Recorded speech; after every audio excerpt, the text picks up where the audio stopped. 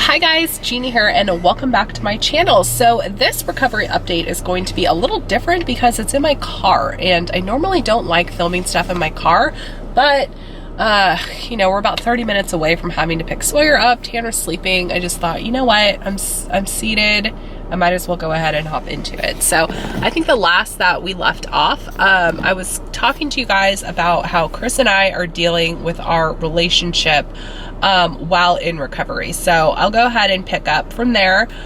Today is December 12th. So I have been in recovery for 66 days. So I am 66 days clean of binge and purging. So there's a few things that have happened since this last update. So I had a really bad time about 2 weeks ago. Chris and I had went to La Jolla with the kids, and I don't know what it was. I was just around like all the different foods and the smells. I had had a really bad sinus infection like the week before, and I'm currently reinfected with it right now. Anyways, so like I wasn't able to taste anything for like almost a week and a half. And hold on, I need to text Nicole Burgess real quick. Let's let the fire truck go.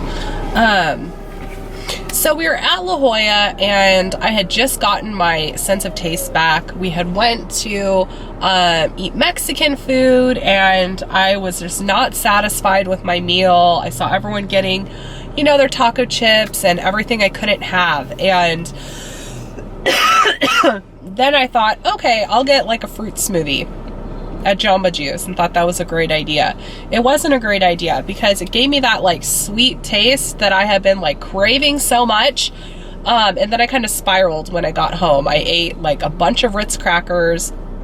I had keto pizza, which is fine. But it was just too much for me. I had M&Ms. I think I said I had Ritz crackers. I had some of Scarlett's burrito. Like, I ate stuff I knew I wasn't supposed to. And what had ended up happening is,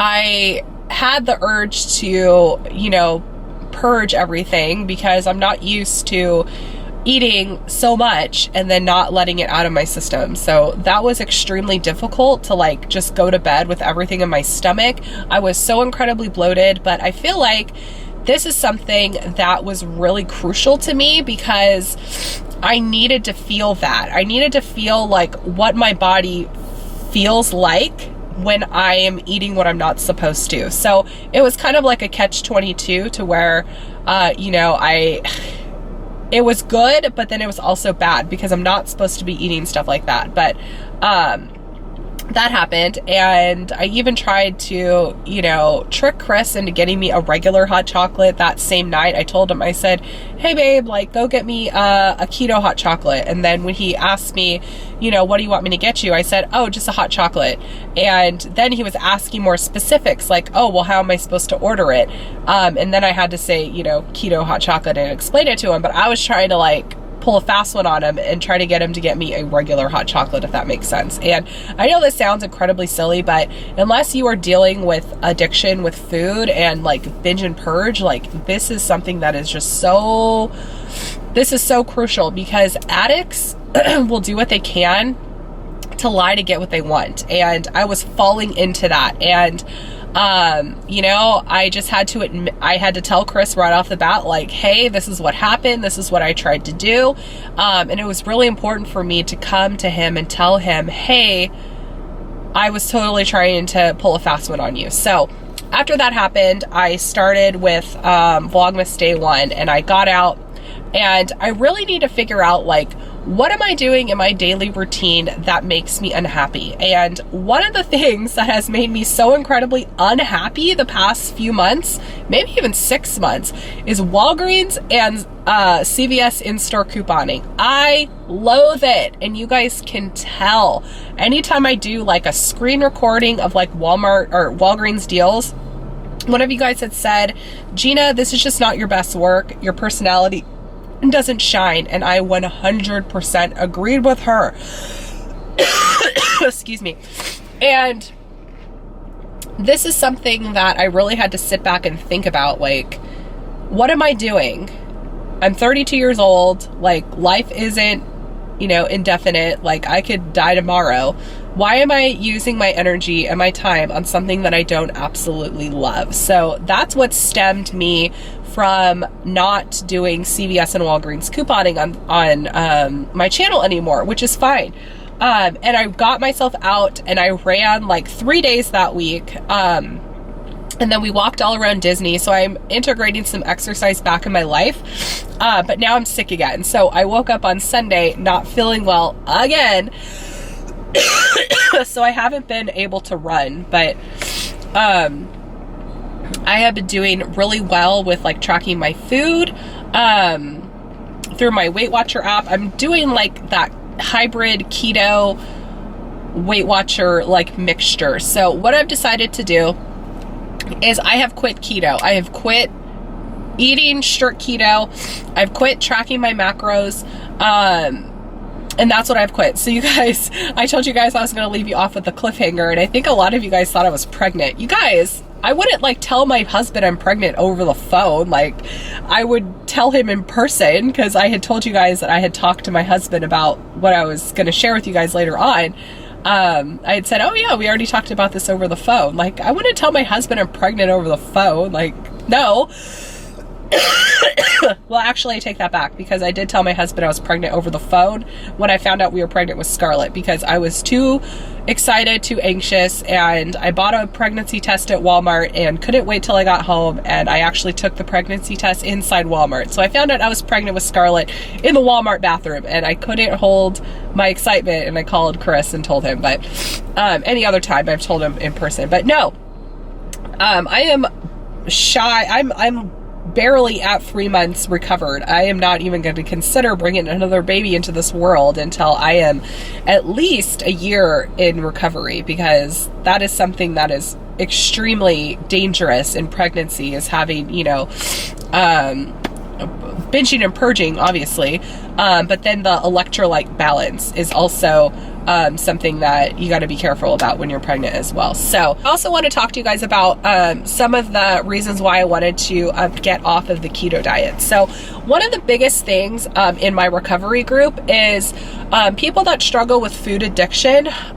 We have like this like constant like pressure on ourselves to follow a strict diet plan, and it gets like obsessive. And that's what was happening to me with like counting my macros to stay in ketosis. I would get so anxious anytime I would eat outside of the house, and I was constantly like worried about what I was eating. And that's just not a healthy pattern for someone who struggles with addiction in the food addiction realm. Also, something that is just terrible for my body, because I don't have a gallbladder, you guys.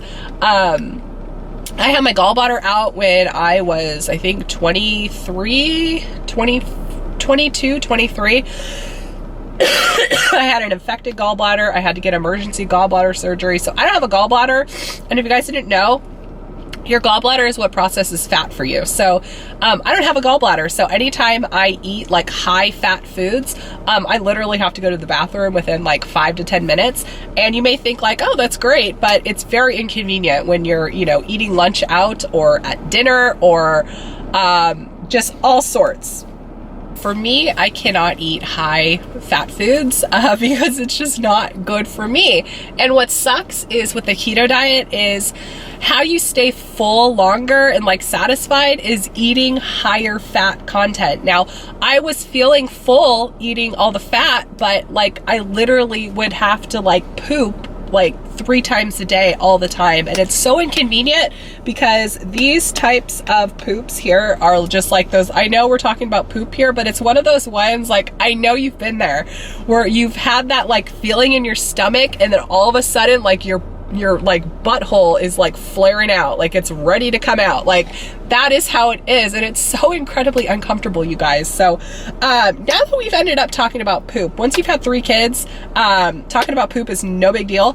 So yeah, that happened. Anyone who has been in like a recovery program, like we go through, like I'm about to be in a 12-step program in January or February, and that's like a dedicated Christian-based study of going through the different steps of recovery. There's 12 different steps of recovery, and one that I have been working on is the making amends to those that you've offended, making amends to those you have hurt. And obviously I had to start that out with Chris, because I had to come to him and say, hey, I've been lying to you for 17 years. Like, I'm really sorry. I'm sorry I put our kids at danger every time I was binging and purging while pregnant.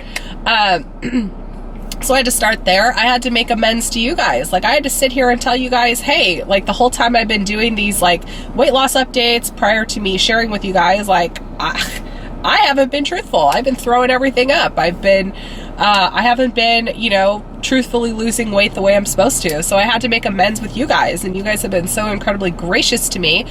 Just want to add, like, you can't control how someone else feels. Like, if someone is hurt by something, you can't control how they feel.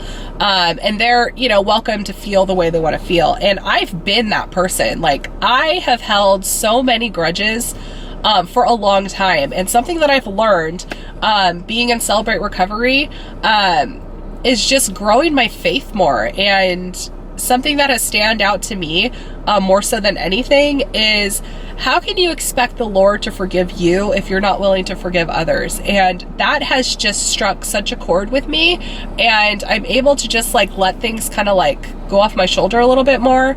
My dad and I have struggled with our relationship for a long time. I'm not going to go in detail with that because that's, personal family issues. But once I broke my walls down and I was able to, make amends with my dad, forgive my dad, we both forgave each other. My dad and I have the best relationship now. And, whoever you're having an issue with, it's the holiday time. This is the perfect time to, make those amends.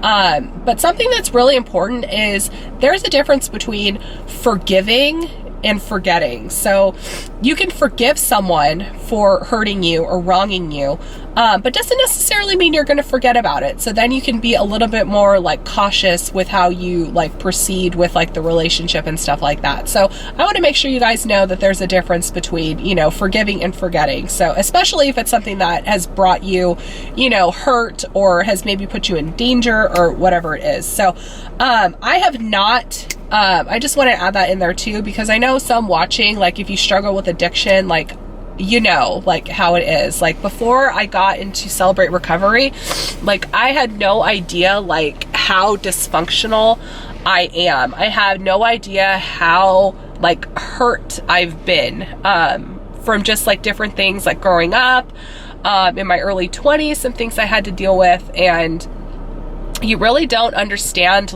your inner hurts until you sit down and actually talk about them. And that's what happens in my group every single Friday, is we literally just sit and talk about it. And our large group focus, there's always a topic we talk about. We talked about what happens if you're relapsing. We talk about forgiveness. We listen to testimonies of all sorts of different people. The last testimony we had was just so incredibly powerful. It was of a man who had struggled with drug addiction, and he ended up in gangs, and he ended up murdering a boy. And if he can get himself through the steps of recovery, forgive himself, and then turn his life over to Christ, and now he is a pastor now for the prison ministry. If someone like that can turn their lives around, then whatever it is you're holding on to, whether if it's big or small, if you can just get over it and move on, and your life is going to be a lot happier. And that's been my goal through this whole entire process, is because no one is perfect. Everyone has their issues. Everyone has things that they can work on with themselves. And to say that I'm the same person I was, 2 months ago, I'm not the same person I was 2 months ago. To say I was the same person I was in the summertime, I am nowhere near that person I was in the summertime. And if I was not making these steps in my recovery, I would not be able to better myself. So that's where I'm just at right now. So just know that if you're, you know, if you have like a hang up with someone, maybe they offended you, maybe they made you upset, you know, the first step on your end, if you're still holding on to that hurt, is to let it go. Because the person that has hurt you, it's not like they're sitting over here like festering over it like, oh, so-and-so hurt me, I am so incredibly hurt, blah, blah, blah. No, this person's living their life. This person's doing their own thing. And what is left is you are the one festering and hurt and all of this stuff. So if you are in a similar situation like me, just know the easiest thing to do is just forgive. Hope you guys stay strong through this holiday season with whatever addiction you're going through.